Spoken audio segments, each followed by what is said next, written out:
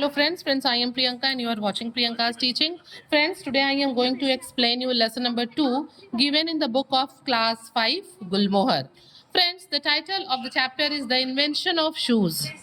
Means जूते का आविष्कार. Now I am going to explain you the chapter line wise. So please be with me and let's start.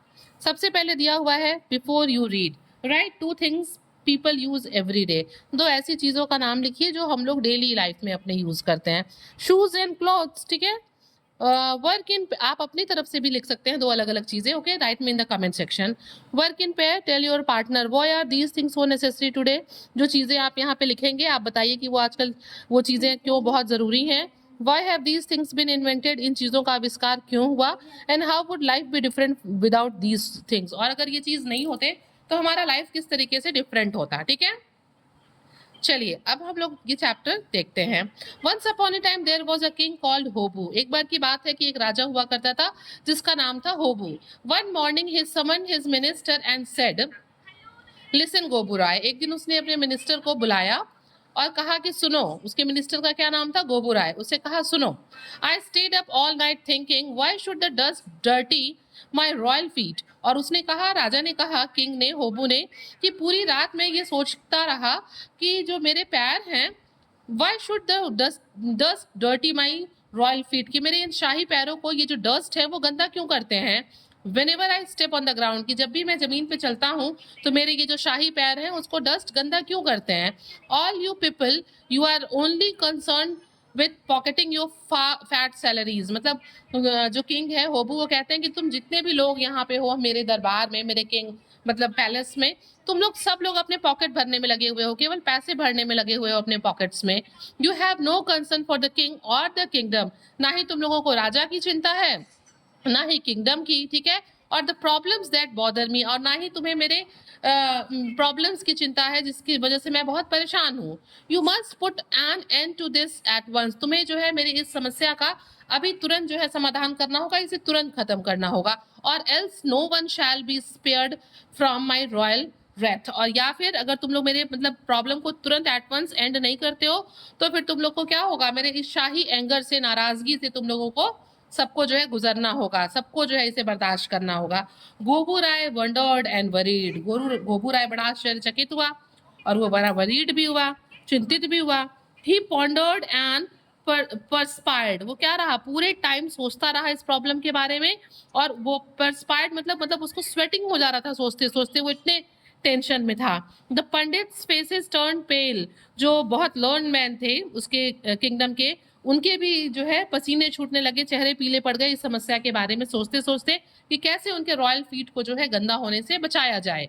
Okay, अब देखिए the courtiers nights turn sleepless. जो बाकी दरबारी थे वो भी पूरी रात ऐसे जो है जगह जगह गुजार देते, उन्हें नींद नहीं आती, उनकी पूरी रात स्लीपलेस रहती. ठीक है. In the kitchen the cooking stopped. In the castle the crying started. मतलब किचन में खाना बनना बंद हो गया. रात में जो वो थे, लोग थे, वो सोना बंद कर दिए. कोर्टियर्स, पंडित के चेहरे पीले पड़ गए. यहाँ तक कि लोग महल में, कैसल में अब लोग रोने लगे. ठीक है, चिंतित हो गए कि भाई how to solve this problem. Gobu Rai looked far and wide and gathered all the scientist and learn man. जो भी अब ये गोबू राय था जो कि किंग का मिनिस्टर था, उसने जो है बहुत दूर दूर तक देखा, सोचा, और फिर उसने अपने किंगडम के सारे लर्न मैन को, पंडित्स को और साइंटिस्ट को जो है, स्कॉलर्स को, सबको जो है इकट्ठा किया. All the scholars and mechanics he could find. मतलब जितने भी लोग थे सबको उसने बुलाया, इकट्ठा किया, चाहे वो मैकेनिक्स थे जो स्किलफुल होते हैं, जो स्पेसिफिक क्राफ्ट का काम करते हैं, जो साइंटिस्ट थे, लर्न मैन थे, सबको उसने इकट्ठा किया दरबार में एक जगह. So they thought some more and then they made a purchase of 17,50,000 brooms. तो ये जो जितने लोग इकट्ठा हुए थे, चाहे वो साइंटिस्ट थे, लर्न मैन थे, स्कॉलर्स थे, मैकेनिक्स थे, ये सब इकट्ठा हुए. इन लोगों ने बहुत सोचा और उसके बाद इन लोगों ने 17,50,000 ब्रूम्स जो है ये खरीद के ले आए. वर्कर्स वर समन्ड. उसके बाद से वर्कर्स को बुलाया गया. The dusting of the kingdom commenced. और फिर क्या चालू हुआ, पूरे किंगडम की डस्टिंग चालू हुई. वहां से डस्ट हटाए जाने का काम किया जाने लगा इन ब्रूम्स के हेल्प से. कितने ब्रूम्स थे? 17,50,000। सोच लीजिए। The dust covered the Kings face and chest. इतने झाड़ू से, जब कई लाख 17 लाख झाड़ुओं से झाड़ू लगेगा तो सारा डस्ट हवा में उड़ेगा ही तो। और फिर क्या हुआ? The dust covered the Kings face and chest. उस धूल से अभी तक तो सिर्फ उनके पैर ही ढके थे, अब उस डस्ट से उनके फेस और उनके चेस्ट, सीने सब ढक गए। No one could open their eyes because of the dust. और ये धूल केवल राजा के ही पास से थोड़े जा रहा था, बाकी लोगों के पास भी जा रहा था। कोई अपनी आंखों को खोल भी नहीं पा रहा था इस डस्ट की वजह से, जो कि ब्रूमिंग की वजह से, झाड़ू लगाने की वजह से उड़ रहा था। No one could see the sun. Even किसी को सन तक नहीं दिखाई दे रहा था, इतना सारा धुंध हो गया था धूल से। People cuffed and choked. The kingdom was almost buried under the dust. सारे लोग जो है खांसने लगे, उनके गले जाम होने लगे, और जो पूरा किंगडम था, जो पूरा राज्य था, वो धूल में जो है दब गया। The king said, "You were supposed to get rid of the dust, not fill the world with it." और तब राजा ने नाराज होकर अपने इन सभी लोगों से कहा कि तुम लोगों से कहा गया था कि डस्ट से छुटकारा पाने के लिए, और तुम लोगों ने तो पूरे मतलब किंगडम को ही इससे फिल कर दिया। वर्ल्ड का मतलब यहाँ किंगडम से है। They pushed their glasses up their noses and sat down to find a solution to the royal problem. अब ये जो लोग गैदर हुए थे, ये सब के सब बैठ गए। एक गेस्चर होता है ना, अपने चश्मे को इन्होंने अपने नोज पे रखा और फिर सब जो है दूसरे सॉल्यूशन के चक्कर में पड़ गए कि भाई ये जो तरकीब थी ये तो काम नहीं की, अब इस रॉयल प्रॉब्लम का एक दूसरा सॉल्यूशन निकालते हैं। After thinking long and deep, बहुत ज्यादा और बहुत गहराई से सोचने के बाद, दे सेड, इन लोगों ने कहा, ये किन लोगों ने? साइंटिस्ट, लर्नमैन, मैकेनिक्स, स्कॉलर्स, इन सब लोगों ने कहा, if you do away with the soil how will you grow crops. कि अगर भाई ये सारा धूल यहाँ से उड़ उड़ा के चला गया तो हम फसल कैसे उगाएंगे? The king replied, if you can not figure out how then of what use of you. तब राजा ने जब उन लोगों की बात सुनी कि जब तुम लोग को समझ में नहीं आ रहा है, तुम लोग फिगर आउट ही नहीं कर पा रहे हो कि क्या करना है, कैसा करना है, तो तुम लोग की यहाँ जरूरत ही क्या है? ठीक है, अक्सर ऐसा होता है ना, तो कि जो मालिक होता है ऐसे नाराज होके कहता है। तो यहाँ पे किंग भी जो है नाराज होके ये बातें उसने अपने मिनिस्टर से कही कि अगर तुम लोग सॉल्यूशन नहीं निकाल पा रहे हो तो तुम लोगों की यहाँ पे फिर जरूरत ही क्या है? What is the need of you people here? Then 21 lakh water carriers set out with bags of water. अब उसके बाद क्या किया गया? 21 लाख वाटर कैरियर्स जो है वो मंगाया गया। They ran fast and they ran all over pouring water whenever they saw a speck of dust. और उसके बाद जितने भी लोग थे, वर्कर्स थे, वो सब लोग बहुत तेज दौड़ने लगे, यहाँ वहां दौड़ने लगे पूरे किंगडम में, और जहां भी उनको थोड़ी भी धूल के कण दिखाई देते वो उनके ऊपर क्या करते? वाटर पोर करते, पानी डालते, ताकि धूल ना उड़े और उनके रॉयल फीड्स गंदे ना हो। किसके? होबू के, किंग होबू के। All the ponds and lakes were soon overflowing with mud. और क्या हो गया भाई? सारा मिट्टी बह बह के पानी के साथ कचरा कहाँ जा रहा था? नदियों में और झीलों में, तालाबों में जा रहा था, और ये सब क्या हो गए? कीचड़ से भर गए, मड से।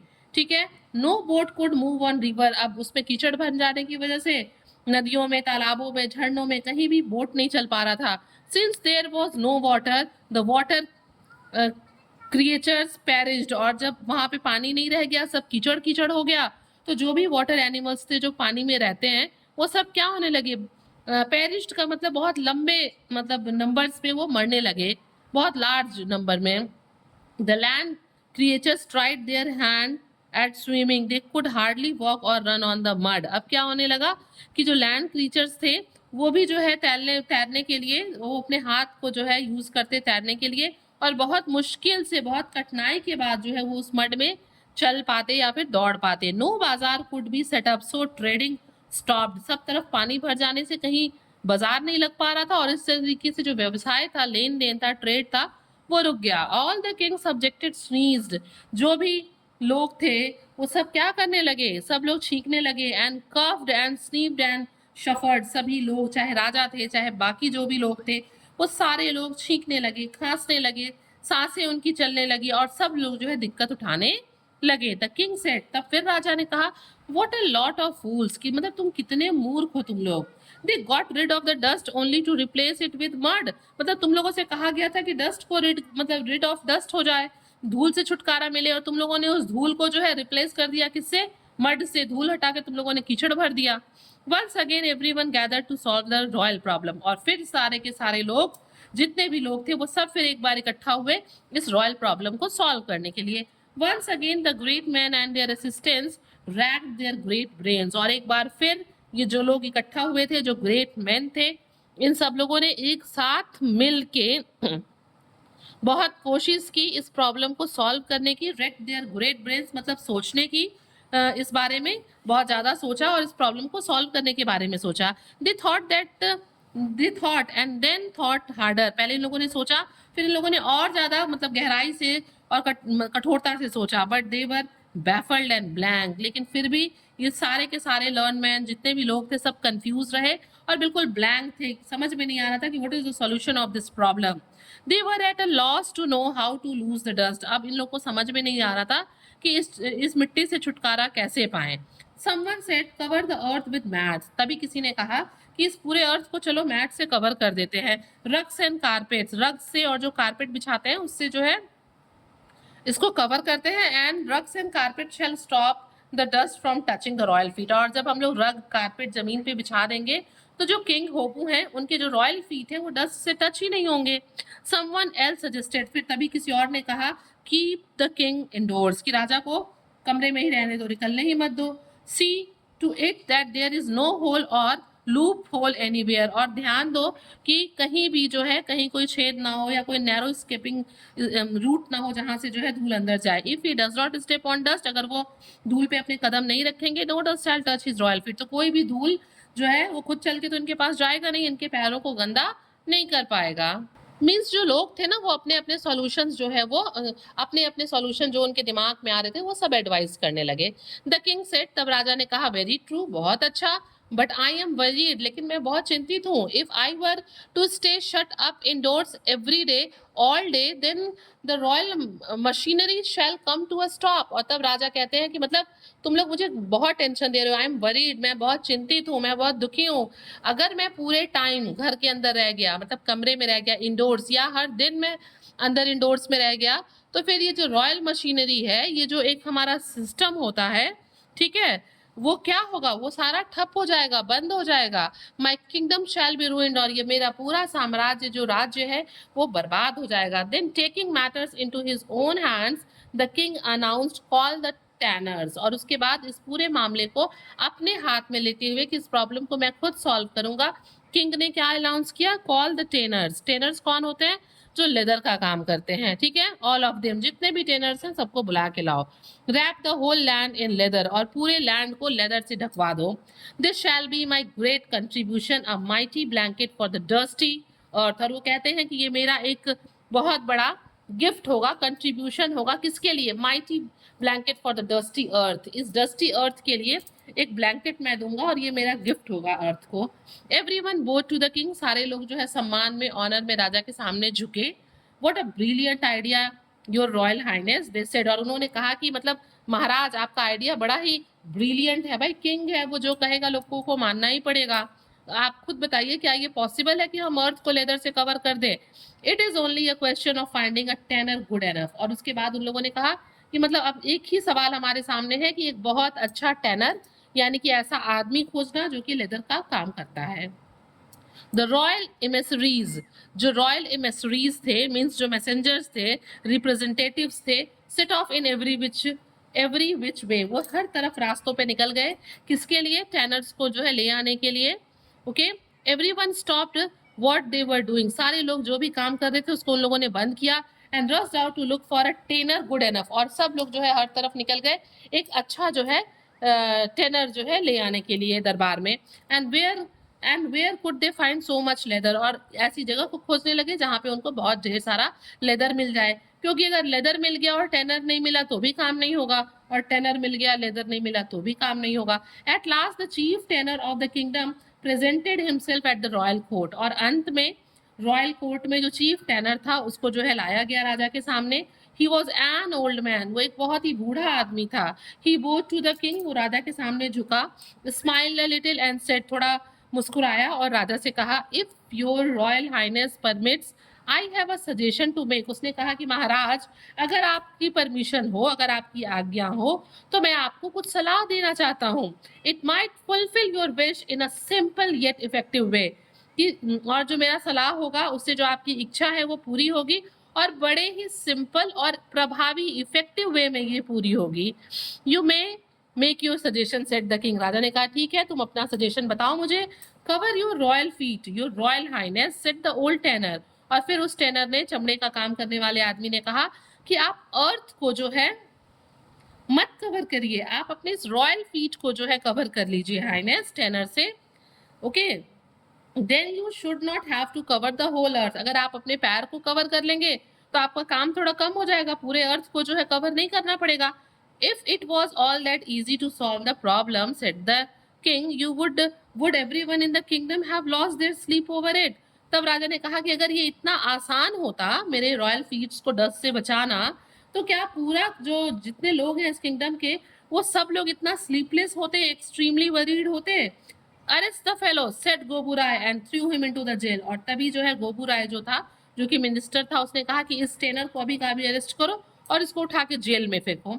But already the old tanner was deep at work. लेकिन जो ओल्ड टेनर था वो ये सब बात कहते कहते अपना काम चालू कर दिया था। Sitting down at the king's feet, राजा के पैरों में बैठ के, he had been measuring and cutting, वो राजा के पैर को नापना शुरू कर चुका था, उसको मतलब कटिंग कर रहा था, लेदर की स्टिचिंग सिलाई कर रहा था और उसको फिटिंग यानी कि राजा के पैर के साइज का फिट दे रहा था। Before the king could decide whether to throw him into the jail or to forgive him, he has finished a neat pair of shoes and presented it to his royal highness. और क्या हुआ, जितने देर में अभी राजा ये decide करते कि इसको माफ करना है कि इसे जेल में भेजना है, उतने देर में उसने एक बहुत ही फिनिश्ड नीट, बहुत साफ सुथरा और बहुत ही अच्छा सा एक पेयर शूज तैयार किया और राजा के सामने उसे प्रस्तुत कर दिया, प्रेजेंट कर दिया। King Hobu put on the shoes, और किंग होबू ने उन जूतों को पहना। दे फिट हिम परफेक्टली, वो शूज उनके पैर में बिल्कुल परफेक्ट हुए। His royal feet felt warm and snug, उसके जो पैर थे किंग के, वो बड़े ही जूतों के अंदर वार्म फील कर रहे थे और snug means comfortable and protected feel कर रहे थे। एंड मोस्ट इम्पॉर्टेंटली क्लीन, और सबसे जो इम्पोर्टेंट बात थी ये थी कि उसके पैर उस शूज में बिल्कुल साफ सुथरे थे। The minister spared the old tanner, minister ने, होबू तो किंग है, गोबू ने जो ओल्ड टेनर है उसको माफ कर दिया, ठीक है, छोड़ दिया। ही सेड, उसने कहा, I had the same idea my self, कि उसने कहा मेरे पास भी यही आइडिया था, सेम आइडिया था। सम वे और द अदर, या तो इसी तरीके से या फिर दूसरे तरीके से, the fellow must have got hold of my idea, इस टेनर ने मेरे ही आइडिया को पकड़ लिया। And so from that day, और उसी दिन से जो है, began the use of shoes, shoes जो है यूज किए जाने लगे। The royal feet were safe, राजा के जो पैर थे वो सुरक्षित हो गए। सो वॉज गोबू, और इसीलिए गोबू के भी। And so was the earth, और इस तरीके से गोबू भी बच गया, अर्थ भी बच गया, और राजा के जो पैर थे वो भी बच गए। और हमारे भी पैर अब बच रहे हैं, हम भी शूज पहनते हैं, हैंडसम लगते हैं, अपने फीट को गंदा होने से बचाते हैं। So friends, if you like the explanation, please do share to others, and very thank you for watching.